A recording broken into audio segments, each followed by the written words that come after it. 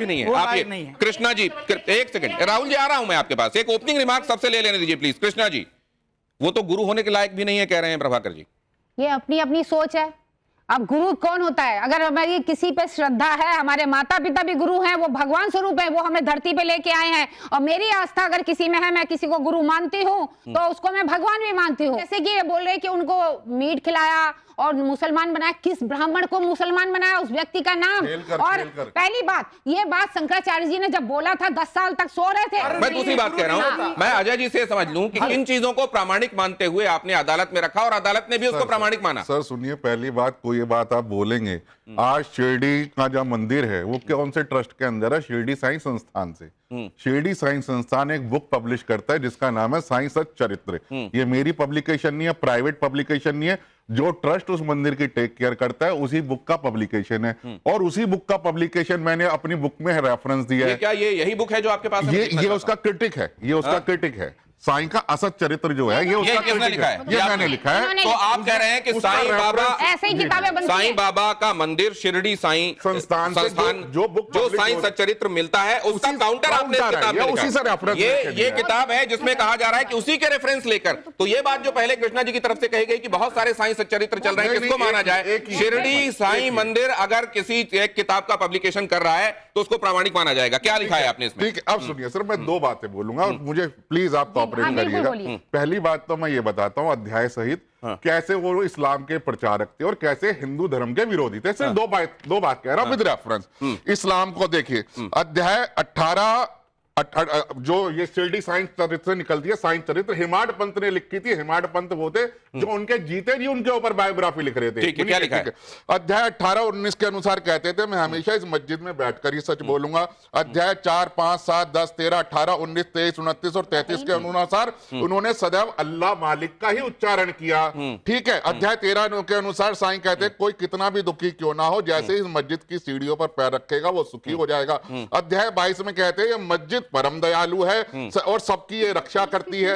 अध्याय 23 में कहते थे कि मैं हमेशा मस्जिद में रहूंगा और मस्जिद के द्वार सबके लिए खुले हैं। और वो जो मस्जिद थी सर, उसका पहले नाम था मारुति मंदिर, जिसको साईं बाबा ने मस्जिद में कन्वर्ट कर दिया। अब दूसरा सर, एक सेकंड, मैं आपको यहां रोक रहा हूं क्योंकि ये बहुत मोटी बुक है, आप इस पे जाएंगे तो पूरा कार्यक्रम इसी। मैं एक बात प्लीज आप ये बताइए, ये जो कहा जा रहा है कि अचानक ये रात में किसको सपना आया कि कल जाके मंदिरों से मूर्ति हटा दें? सर ये कब से कर रहे हैं आप? ये 15 साल से कर रहे हैं। तो फिर आज अचानक लोगों को इसकी सर हम 15 साल से कर रहे हैं। नहीं आप कर रहे हैं, लेकिन मूर्तियां जहां स्थापित हो चुकी थी सर, वहां से हटाए जाने का काम इधर क्यों देख रहे हैं? नहीं इधर नहीं देख रहे सर, ये ऑल ओवर इंडिया में चल रहा है। कोई साइलेंटली कर रहा है, कोई ऑल ओवर इंडिया में चल रहा है, कोई साइलेंटली कर रहा है, कोई होकर कर रहा है। अब मैं जरा रितु जी के पास 10 सेकंड से अगर मुझे दे दो, मर्सी से मैं कह रहा हूं, सिर्फ 10 सेकंड, मेरा काउंटर पूरा हो जाएगा। पहली चीज तो ये मैंने बता दिया आपको कि कैसे वो इस्लाम के प्रचारक थे। अब हिंदू धर्म के विरोधी कैसे थे, मैं 10 सेकंड से ज्यादा ले लूंगा। मर्सी, बोलिए, हो गया टाइम शुरू। ठीक है। ओम, उन्होंने ना कभी राम का नाम लिया, ना कभी उसका पाठ किया। अध्याय 28 के अनुसार, प्लीज अलाउ मी, देखिए 10 सेकंड उनको बोल लेने दीजिए। आपके पास आ रहा हूं, आप ही के पास आ रहा हूं, आप नोट कर लीजिए, आप अपनी बात कहिए, बात कर लीजिए। अध्याय 28 के अनुसार कहते थे गंगा स्नान तो झंझट है, मुझे इससे दूर रहने दो, मैं तो इस्लामी फकीर हूं। अध्याय 32 के अनुसार कभी ना उपवास किया ना करने दिया। अध्याय 38 के अनुसार एकादशी के दिन वहां के ब्राह्मण केलकर को कहा जाके मांस खरीद कर लेकर आओ और जबरदस्ती पूछा कि ये बिरयानी कैसी बनी है, इसका हट धर्मिता छोड़ो और इसको चखो, और जबरदस्ती एकादशी के दिन ब्राह्मण के मुंह में मांस डाल दिया। ये सुनिए सर, ये तो सर आपका 1 मिनट से ज्यादा हो गया। अब मैं नहीं एक सेकंड सर, आप भी कहने के लिए जाते हैं रितु जी के पास पहले। नहीं रितु, सबसे बड़ा ब्रह्म गौतम साहब, सबसे बड़ा ब्रह्म जिसमें हमारे प्रधानमंत्री भी आ गए थे, हमारे प्रधानमंत्री भी आते थे। इनके पास है ना शिरडी साईं संस्थान की लिखी हुई किताब, इसमें एक लाइन लिखा दो जहां साईं बाबा ने कहा सबका मालिक एक। ठीक है, ये किताब, एक सेकंड मैम, आपकी परमिशन से ये किताब मैं ले सकता हूँ? श्री साईं सच्चरित्र साईं बाबा संस्थान शिरडी, इसमें वो जगह आप अंडरलाइन करके दीजिए तब तक मैं जब तक रितु जी के पास जा रहा हूँ। एक सेकंड रितु जी, देखिए नहीं रितु जी ये बताइए, आप मेरी एक बात बताइए, आपने अभी इतनी सारी बातें की, एक तो जो आप कहानी पढ़ रहे हैं उस किताब का लेखक कौन है, उसकी ऑथेंटिसिटी क्या है। दूसरी बात सुनिए, आप सनातन के बहुत ज्यादा समर्थक, अजय जी सुनिए तो, पब्लिश करी है, नहीं सुनिए इसमें स्टिकर लगा है शिरडी साई संस्थान का, ले आइए, मैं अंडरलाइन कर देता हूं, ले आइए शिरडी साई संस्थान। नहीं, एक सेकंड, इसमें अगर आप देखेंगे तो यहाँ देखिए लिखा है श्री साईं बाबा संस्थान शिरडी। सर मैं क्या कह रहा हूँ, उसमें जो वहां से बंद किया उसमें स्टिकर उसका लोगो लगा रहता है, होलोग्राम जो होता है, तो ये भी तो यही लिखा है श्री साईं बाबा संस्थान शिरडी। कह रहा हूं सर, उसका होलोग्राम रहता है बकायदा, कि ये उन्हीं की है, अदरवाइज वो डुप्लीकेट। तो ये जो आपका है ये डुप्लीकेट बताया जा रहा है। ये इनकी अपनी सोच है। देखिए 5 किताबें लेके आए, जैसे ऋतु जी से बात कर रहा था मैं। गलत है ना, ऐसे आप बात तो सर पूरी अब सुनिए। मुझे 30 मिनट में इतने सारे अंडरलाइन कर दूंगा क्या सर? मैं तो कह रहा हूँ पहले उनकी बात सुनिए, आप बीच में बोलने लग रहे हैं। सब यहाँ पे सनातन के समर्थक ही है ना। सनातन में बताइए कहाँ लिखा है, हमारे अभिमुक्तेश्वराचार्य जो शंकराचार्य हैं, अभी जब राम जी की प्राण प्रतिष्ठा की मुद्दा हो रहा था, हम सब थे डिबेट में, उन्होंने कहा कि जिस मूर्ति की 3 महीने तक आप पूजा कर लेते हैं वो प्राण प्रतिष्ठित हो जाती है। ये हमारे शंकराचार्य जी जो हिंदू धर्म के स्तंभ है, ठीक है, नहीं कुछ भी नहीं, आप वीडियो आप निकलवा लीजिए ना, प्रतिष्ठा करोगे, कौन से शास्त्र में साईं का मंत्र बताइए ना, कौन से वेद, कौन से उपनिषद, कौन से पुराण में साईं का मंत्र बताइए, पहले आप पूरी बात सुनिए, बताइए तो सही ना। मन घड़ी का क्या कपोल कल्पना है क्या? सनातन धर्म मजाक है क्या? प्रतिष्ठित मूर्तियों को जो सनातन धर्म में मेरी बात सुनिए, भगवान शिव का मंत्र है ना सर, तो साईं का भी तो मंत्र किसी वेद पुराण में होगा, पूछ लो कौन से वेद पुराण में साईं का मंत्र है। चलिए तब तो बताऊंगी, वेदों पुराणों में कहाँ उद्धृत है, शास्त्रों में कहाँ लिखा हुआ है साईं बाबा के संदर्भ में बताइए। साईं का मंत्र कौन से मंत्र से मूर्ति की प्रतिष्ठा हुई है यहाँ पूछिए। पर सिर्फ मूर्तियों को फेंकने की बात हो रही है, हम भी कहते हैं कि वो गुरु हैं, भगवान नहीं है, और अभी आप आगे से उसको अप्लाई करिए ना, मूर्तियां मत स्थापित कीजिए। अगर मान लीजिए शास्त्र सम्मत नहीं है, ये गलत है, तो क्या उन लोगों को जिम्मेदार मानकर उनके ऊपर कार्रवाई किया जाना चाहिए जिन्होंने मंदिरों में साईं बाबा की मूर्ति को स्थापित किया, इतने दिनों तक पूजा होने दी? देखिए बात 2 चीजें हैं, एक धर्म और एक आस्था। धर्म जो है वो सिद्धांत के ऊपर आधारित है, वो ज्ञान के ऊपर आधारित है, वो विवेकशीलता के ऊपर आधारित है, उसके एक नियम कानून है।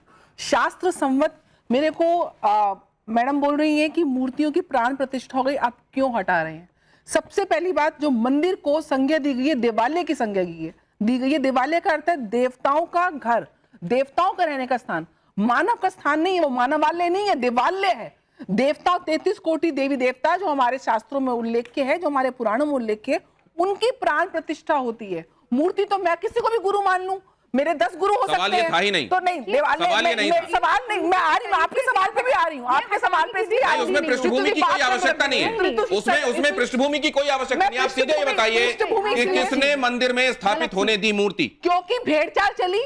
मैं आपको बताऊं, ये पूरा सनातन धर्म के मानने वाले भेड़चाल में चलते हैं। बिल्कुल, आप देखिए किस प्रकार से आप कह रही हैं सनातन धर्म के मानने वाले भेड़चाल में चलते हैं। सनातन धर्म के मानने वाले नहीं, सनातन धर्म को व्यवसायीकरण मानने वाले इस भेड़चाल को व्यवसाय में तो आप कैसे अंतर करेंगे कि कौन सनातन धर्म को मानने वाला है, कौन व्यवसायी है? साईं बाबा जी का प्रचार कहां से हुआ? बॉलीवुड से। वो मुझे बात रखते ऋतु जी से, आप सबसे प्रार्थना करूंगी शिष्टाचार डिबेट कर रखिए, सामने तक बात नहीं जाती है। साईं बाबा कहां से अस्तित्व में आए? एक अमर अकबर एंथनी नाम की पिक्चर आई, मेरे साईं बाबा, वहां से प्रचार प्रसार हुआ। क्या इसी बॉलीवुड ने जय संतोषी मां फिल्म नहीं बनाई?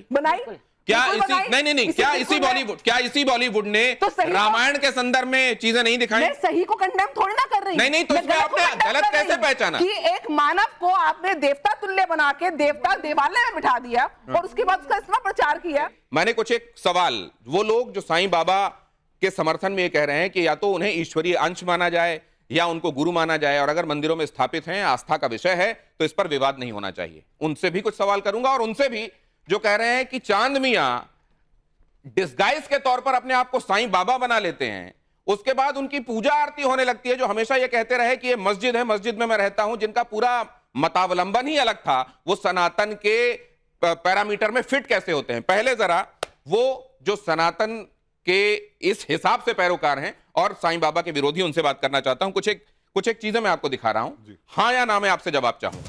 धर्म संकट का पहला सवाल, क्या मूर्ति हटाएंगे तभी सनातन धर्म को बचा पाएंगे? जी बिल्कुल सही है, मूर्ति हटेंगी तभी सनातन धर्म के मंदिरों का स्वच्छ भारत अभियान की तरह स्वच्छ धर्म अभियान शुरू होगा और प्रारंभ होगा। तो आप कह रहे हैं सफाई हो रही है? सफाई हो रही है। अच्छा चलिए, दूसरा सवाल क्या है धर्म संकट में? साईं बाबा का जो विरोध कर रहे हैं, जो चाहते हैं कि मूर्तियां मंदिरों में ना रहें सनातन के, क्या साईं के अपमान में ही सनातन का सम्मान है? अपने धर्म का सम्मान कर रहे हैं हम, दूसरे का अपमान नहीं कर रहे। लेकिन उन्हीं लोगों ने जो धर्म को मानने वाले हैं उन्हीं ने तो वहां पर मूर्तियां बिठाई ना। 1995 से पहले शनि और साईं की मूर्तियां इस देश में कितनी थी आप गणना कर लीजिए, और आज कितनी है वो कर लीजिए। मैं वो नहीं कह रहा। 20 साल में ये मैं कह रहा हूं, समस्या बढ़ी। मैं कह रहा हूं कि बांग्लादेश से या पाकिस्तान से आके लोगों ने तो नहीं बिठा दी ना जी, जी, मूर्तियां। जी। चलिए अगला सवाल देखते हैं। अगला सवाल क्या है जरा वो भी देख लीजिए। ये बात सच है कि पर्चे बटे हैं, ये बात सच है कि मंदिरों की तादाद इन के संदर्भ में बाद में बढ़ी है, 95 लेकिन इसके लिए लेके जिम्मेदार बाद कौन है? में। क्या विवाद का मेन मुद्दा चढ़ावा है? नहीं, बिल्कुल चढ़ावा नहीं है, बिल्कुल चढ़ावा नहीं। हम चाहते हैं चढ़ावा हमें बिल्कुल ही नहीं चाहिए। मैं एक तथ्य आपको बता देता हूं। बिल्कुल इस देश में तीसरा तिरुपति के मंदिर और माता वैष्णो देवी मंदिर के साथ साथ जिसका बड़े चढ़ावे के तौर पर जहां गिनती होती है वो शिरडी साईं बाबा मंदिर है। बिल्कुल चढ़ावे का कोई मतलब नहीं है। हमें अपने धर्म की रक्षा, सुरक्षा और प्रतिरक्षा करने का पूरा। अगला सवाल, ये विवाद जो है वो चढ़ावे से जुड़ा हुआ नहीं है। क्या साईं के नाम पर सनातन को बांटने की कोशिश हो रही है? नहीं, सनातन को एकत्र करने की कोशिश। साईं के नाम पर सनातन को बांटने की कोशिश नहीं, वो कह रहे हैं एकत्र करने की कोशिश की जा रही है। सबका मालिक एक को किसने ओम साईं नाथाय नमः किया? ये भी बाहर से आए हुए थे। मैं षड्यंत्र हो पूरे गया। सर पूरी जिम्मेदारी में आपके तमाम दर्शकों के सामने हाथ जोड़ के कहता हूं, मुझे इनके पास किताब है शिरडी साई संस्थान से लिखी हुई, इसमें एक जगह दिखा दीजिए जहां साईं ने ये कहा सबका मालिक एक। मैं हाथ जोड़ के नाक रगड़ के माफी मांगूंगा, दिखा दीजिए। चैलेंज कर रहा हूं। शंकराचार्य जी इस देश में वो उनकी कही हुई बात को शास्त्रों के आधार पर, धर्म के आधार पर प्रामाणिक मानते हुए हम सब चलते हैं। जी, क्या कहा है शंकर? सबसे पहले स्वरूपानंद जी ने इस मुद्दे को उठाया था। जी जी। अब विमुक्तेश्वरानंद जी अब उसके बारे में क्या कह रहे हैं जरा वो भी देख लें और फिर काउंटर लेता हूं मैं। आप लोग तैयार रहिएगा।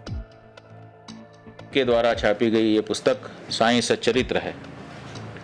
ये हमारे सामने, हमारे हाथ में आपको दिखाई दे रही है। और श्री साईं बाबा संस्थान विश्वस्त व्यवस्था शिरडी, जो साईं बाबा ट्रस्ट है, उसी ट्रस्ट के द्वारा छापी गई ये पुस्तक है। प्रामाणिक उन्हीं के द्वारा, हम लोगों ने नहीं छापा है। तो ये पुस्तक हम लोगों ने देखी और इस पुस्तक में ये कहा गया है, और साईं बाबा के लोग इस पुस्तक से इतर भी जगह जगह पर इस बात का प्रचार करते हैं कि साईं बाबा ही परब्रह्म परमात्मा हैं। ये बाइट एक बार फिर से प्ले करेंगे और इस बार इसको म्यूट रखिएगा। केवल मैं वो किताब दिखाना चाहता हूं।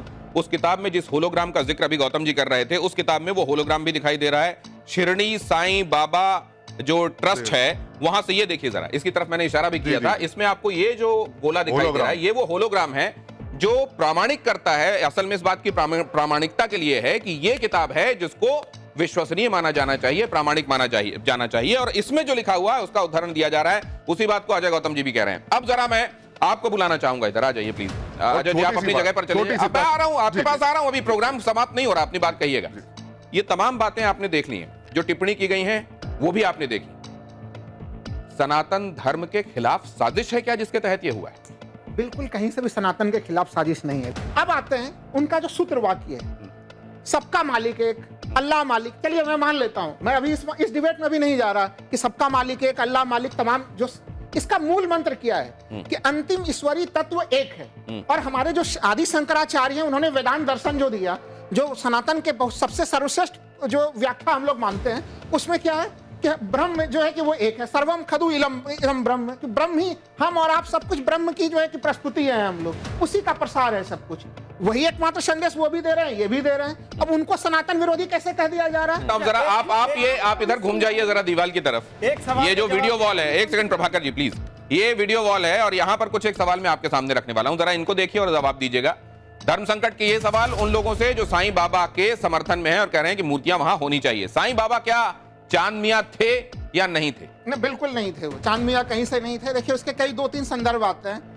एक तो संदर्भ यह आता है कि जहाँ पे उनका जन्म हुआ था तीसरे पुत्र के रूप में, बगल में एक चांद मियां रहते थे और वो उनके काफी प्यार मोहब्बत करते थे। तो एक चांद मियां का संदर्भ वहां से आ रहा है, उसको गलत ढंग से बदल रहे हैं। दूसरा है कि एक दूसरे चांद मियां साहब तो उनका घोड़ा खो गया था, उन्होंने आवाज, चांद पाटिल, हाँ सही कह रहे हैं, और उनका घोड़ा खो गया था, वो उन्होंने आवाज लगाई, वो घोड़ा मिल गया उनको। बस इसलिए तो ये आप कह रहे हैं चांद मियां नहीं थे? बिल्कुल नहीं थे। चलिए अगला सवाल, वो चांद मियां थे ही नहीं, ये कॉन्सेप्ट कहां से आ गया वो भी उन्होंने बताया। सनातन धर्म में क्या देवताओं की कमी है क्या कि हमको और तलाशने पड़ते हैं? 33 करोड़ हमको कम पड़ जाते हैं और चाहिए, वहां भी जाना है, वहां भी जाना है, वहां भी जाना है। हम डिफोकस्ड लोग हैं क्या? नहीं, बिल्कुल डिफोकस्ड नहीं है। हमें नहीं लग रहा कि देवताओं की कमी है। अगला सवाल देखिए, साईं बाबा की समाधि की जगह मजार क्यों है?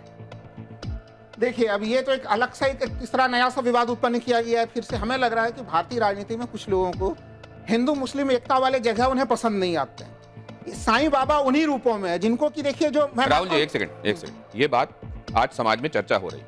कुछ लोगों ने कहा कि हिंदू मुस्लिम एकता वाली जगहें पसंद नहीं आती, तो इसमें बहुत सारे लोगों का ये कहना है कि किस मस्जिद में आपने आज तक किसी गणेश जी की प्रतिमा देखी है, या कहीं पर आपको महात्मा गांधी ही चलिए दिख गए हों, या आपको कहीं पर गुरु के तौर पर, या आपको कहीं पर साईं बाबा किसी मस्जिद में दिख गए हों, कोई ऐसी जगह हो एकता वाली तो बताइए।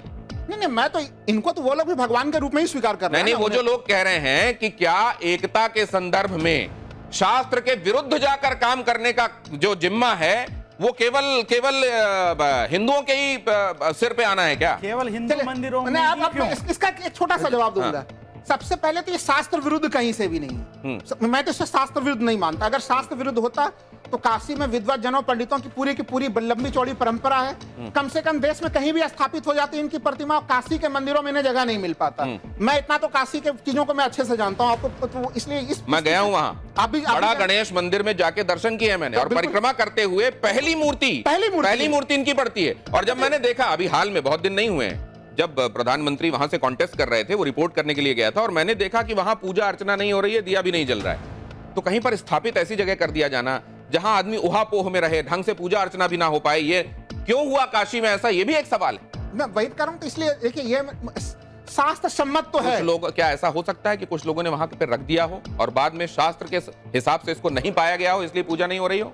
नहीं, देखिए इसकी संभावना मुझे नहीं लग रही। एक छोटा सा वाक्य खाली मैं कहूंगा, मुझे तो लग रहा है कि साईं बाबा सनातन का विस्तार कर रहे हैं। अगला सवाल कहता है, सबका मालिक एक है या अल्लाह मालिक है? साईं बाबा क्या कहते थे किताबों में? आपने क्या, क्योंकि आप अध्ययन करते होंगे साईं बाबा की किताबों। देखिए मैं तो सबसे पहले तो इन दोनों वाक्यों में मैं कोई विरोधाभास नहीं देखता, इसलिए अल्लाह मालिक और सबका मालिक एक, मैं इन दोनों वाक्यों को पर्यायवाची के रूप में देखता हूँ। सुन लीजिए ना। अरे वैसे ही पूछ रहा हूँ, देखिए आप मंदिर जाते हो, अल्लाह मालिक बोलते सनातनी हो हूँ, क्या? विस्तृत हृदय रखता हूँ। कोई अब भगवान को अल्लाह कह रहा है तो नहीं, सुन तो लीजिए, आप मेरी बातों को सुन नहीं रहे। मैं तो पूछ रहा हूँ, सब जानकारी बढ़ा रहा हूँ। मुझे लग रहा है कि देखिए मैंने तो जो पढ़ा है, जो भी चीज पढ़ा है, उसमें सबका मालिक एक है। लेकिन अगर अल्लाह मालिक भी कोई कह रहा है, हमें उसमें भी कोई आपत्ति नहीं है, क्योंकि उनके भक्त अगर मुस्लिम है तो वो उनको कहते होंगे अल्लाह। अगला सवाल दिखाइए, साईं बाबा क्या बोलते थे वो तो आपने देखा, और अगला ये सवाल देख लीजिए कि द्वारका माई मस्जिद से द्वारका माई मंदिर कैसे हो? उन्होंने हमेशा उसको देखिए द्वारका माई ही कहा। अब उनके जो हिंदू भक्त थे उसे मंदिर कहते थे, जो उनके मुस्लिम भक्त थे वो उसे मस्जिद कहते थे। तो दोनों प्रकार के मैं बताया कि शुरुआत से ही उनके जीवन काल में ही, और उस समय तो देखिए अभी उनको स्वतंत्रता आंदोलन का विरोधी बताया जा रहा था। एक तथ्य अभी आपसे बात करते करते ध्यान में आ गया, जो वहां पे स्वतंत्रता आंदोलन के बड़े नाम जिन्होंने महाराष्ट्र में जो है कि गणेश पूजा को काफी विस्तृत फलक दिया, केसरी पत्रिका निकालते थे, वो भी वहां जाया करते थे। तो वो अगर ऐसा कुछ होता तो बड़े बड़े स्वतंत्रता आंदोलन के लोग कैसे जाते हैं और उनके भक्त कैसे बनते? तो इसलिए वो जो एक तथ्य रखा जा रहा है कि स्वतंत्रता आंदोलन के विरोधी थे, वो तथ्य भी पूरी तरह से गलत है। और हमें लग रहा है कि ये अच्छा, एक सवाल जो मैंने इनसे पूछा था आपसे भी पूछना चाहता हूँ, ये मामला चढ़ावे को लेकर तो नहीं है? देखिए हो सकता है चढ़ावे का भी हो, मैं इससे इनकार नहीं करता। मंदिरों का एक अर्थशास्त्र और एक तंत्र होता है, लेकिन फिर भी बनारस जैसे पवित्र जगह को मैं केवल वहां पे कि मंदिरों में चढ़ावे के लिए केवल किसी मूर्ति को जगह दे दी जाएगी। अब आप अपनी जगह पर आ सकते हैं। और मैं कृष्णा जी आपसे निवेदन करूंगा, आप प्लीज इधर आ जाइए। 10 सेकंड यहाँ बोलिए, जब तक कृष्णा जी आ रही हैं आप बोलिए। अब ये देखिए, मैं ये अब आपको दो हाई कोर्ट की जजमेंट बताता हूँ जो कहती है कि जहाँ साईं मंदिर है वो हिंदू मंदिर नहीं है। अब इससे ज्यादा तो कुछ नहीं मैं आपको प्रूव कर सकता। पढ़ देता हूँ साइटेशन के साथ में। से पहली साइटेशन है AIR 1991 Andhra Pradesh 253 Jagannath Rao and PLN Sharma, ये जस्टिस की जजमेंट है। दूसरी है in the high court of the judicial at Madras, ठीक है, इसमें जजमेंट है, ठीक है सर। इसके अंदर क्या, ये द ऑल इंडिया साईं समाज registered vice president D Bhima Rao, ये मैसूर के अंदर। इसके अंदर मद्रास हाई कोर्ट के अंदर इन्होंने जो साईं मंदिर थे, इन्होंने एक अपील डाली कि हिंदू रिलीजियस चैरिटेबल इंडोर्समेंट हम पे अप्लाई नहीं होता, बिकॉज हम हिंदू मंदिर नहीं है।